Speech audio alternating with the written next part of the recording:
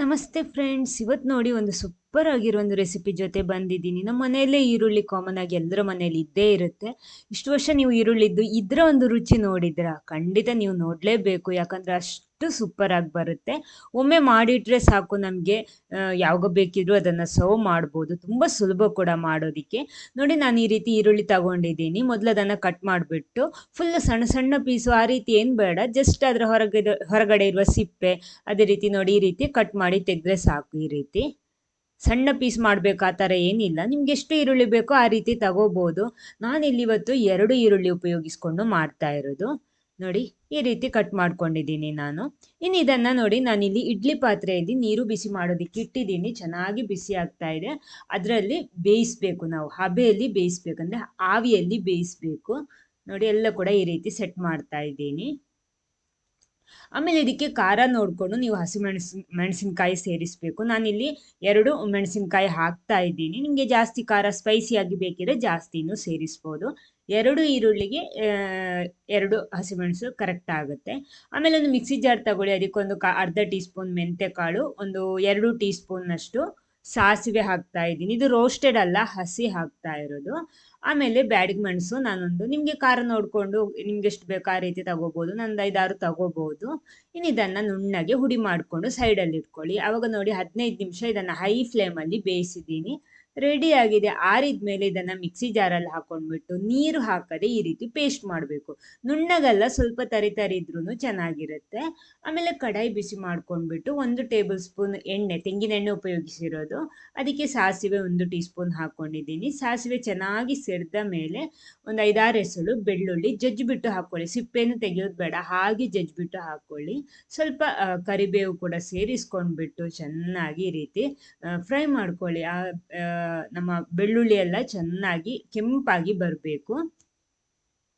ನೋಡಿ, ಈ ರೀತಿ ಚೆನ್ನಾಗಿ ಇದನ್ನು ಫ್ರೈ ಮಾಡ್ಕೊಳ್ಳಿ. ಚೆನ್ನಾಗಿ ಫ್ರೈ ಆದಮೇಲೆ, ಕೆಂಪಾದಮೇಲೆ ಇದಕ್ಕೆ ಸ್ವಲ್ಪ ಒಂದು 1/4 ಟೀ ಸ್ಪೂನಿಂದ ಅರ್ಧ ಟೀ ಸ್ಪೂನ್ ತನಕ ಹಾಕ್ಬೋದು. ಇಂಗು ಸೇರಿಸಬೇಕು. ಅದು ಹಾಕ್ಕೊಂಡ್ಬಿಟ್ಟು ಜಾಸ್ತಿ ಬಿಸಿ ಮಾಡೋದು ಬೇಡ. ನೋಡಿ, ಲೈಟಾಗಿ ಫ್ರೈ ಮಾಡಿದರೆ ಸಾಕು. ಆಮೇಲೆ ನಾವಿಲ್ಲಿ ರುಬ್ಬಿ ರೆಡಿ ಮಾಡಿಟ್ಟಿರುವಂತಹ ಈರುಳ್ಳಿ ಪೇಸ್ಟ್ ಇದೆಯಲ್ವಾ, ಅದನ್ನು ಇದಕ್ಕೆ ಸೇರಿಸಬೇಕು. ನೀರೇನು ಸೇರಿಸಬಾರ್ದು. ಇನ್ನು ಇದರ ನೀರಿನ ಅಂಶ ಹೋಗೋ ತನಕ ಇದೇ ರೀತಿ ಕೈ ಆಡಿಸ್ತಾ ಇರಬೇಕು. ಸ್ವಲ್ಪನೂ ಅದರಲ್ಲಿ ಡ್ರೈ ಆಗಿ ಬರಬೇಕು. ನಾವು ಇದೇ ರೀತಿ ಒಂದು ಮೀಡಿಯಂ ಫ್ಲೇಮಲ್ಲಿ ಇಟ್ಕೊಂಡು ಮಾಡಿದರೆ ಸಾಕಾಗುತ್ತೆ. ನೋಡಿ, ಎಲ್ಲ ಕೂಡ ಇದೇ ರೀತಿ ಮಿಕ್ಸ್ ಮಾಡ್ಕೊಳ್ಳಿ. ನೋಡಿ, ಇವಾಗ ಯಾವ ರೀತಿ ಬಂದಿದೆ ಅಂತ. ಸ್ವಲ್ಪ ಡ್ರೈ ಆಗಿ ನೀರಿನ ಅಂಶ ಎಲ್ಲ ಹೋಗಿ ಸೆಟ್ ಆಗಿದೆ. ಇವಾಗ ನೋಡಿ, ಈ ರೀತಿ ಬರಬೇಕು. ಇಷ್ಟು ಹೊತ್ತು ಇದನ್ನು ಮೀಡಿಯಂ ಫ್ಲೇಮಲ್ಲೇ ಇಟ್ಕೊಂಡ್ಬಿಟ್ಟು ಇದೇ ರೀತಿ ಕೈ ಆಡಿಸ್ತಾ ಇರಬೇಕು.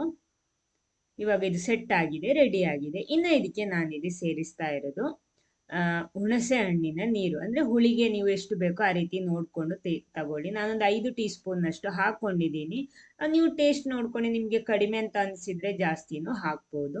ಸ್ವಲ್ಪ ಹುಳಿ ಖಾರ ಉಪ್ಪಿದ್ರೆ ಚೆನ್ನಾಗಿರುತ್ತೆ. ನೋಡಿ, ಈ ರೀತಿ ಹಾಕ್ಕೊಂಡ್ಬಿಟ್ಟು ಇನ್ನು ಇದಕ್ಕೊಂದು 1/4 ಟೀ ಸ್ಪೂನ್ ಅರಿಶಿನ ಹುಡಿ ಕೂಡ ಸೇರಿಸ್ಕೊಳ್ಳಿ.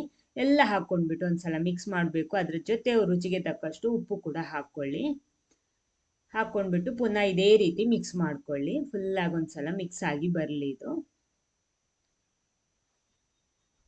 ನೋಡಿ, ಫುಲ್ಲಾಗಿ ಮಿಕ್ಸ್ ಆಗಿದೆ ಅಲ್ವಾ. ಫೈನಲ್ ಆಗಿ ನಾವು ಅವಾಗ ಹುಡಿ ಮಾಡಿ ಇಟ್ಕೊಂಡಿದ್ದೀವಲ್ವಾ, ಮೆಣಸು ಆಮೇಲೆ ಸಾಸಿವೆ ಮೆಂತೆ ಕಾಳೆಲ್ಲ ಹಾಕ್ಕೊಂಡ್ಬಿಟ್ಟು ಅದನ್ನು ಇವಾಗ ಇದಕ್ಕೆ ಹಾಕ್ಕೋಬೇಕು. ಎಲ್ಲ ಸೇರಿಸ್ಕೊಳ್ಳಿ. ನಾನು ಕರೆಕ್ಟ್ ಅಳತೆಯಲ್ಲಿ ಮಾಡಿರೋದು.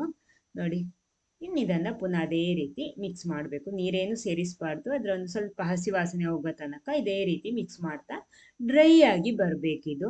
ಉಪ್ಪೇನಾದರೂ ಕಡಿಮೆ ಇದ್ರೆಲ್ಲ ಸೇರಿಸ್ಬೋದು. ಹುಳಿ ಎಲ್ಲ ಕೂಡ ಅದೇ ರೀತಿ ಒಳ್ಳೆ ಸ್ಟ್ರಾಂಗ್ ಆಗಿರಬೇಕು, ಹಾಗಿದ್ರೇ ಚೆನ್ನಾಗಿರೋದು.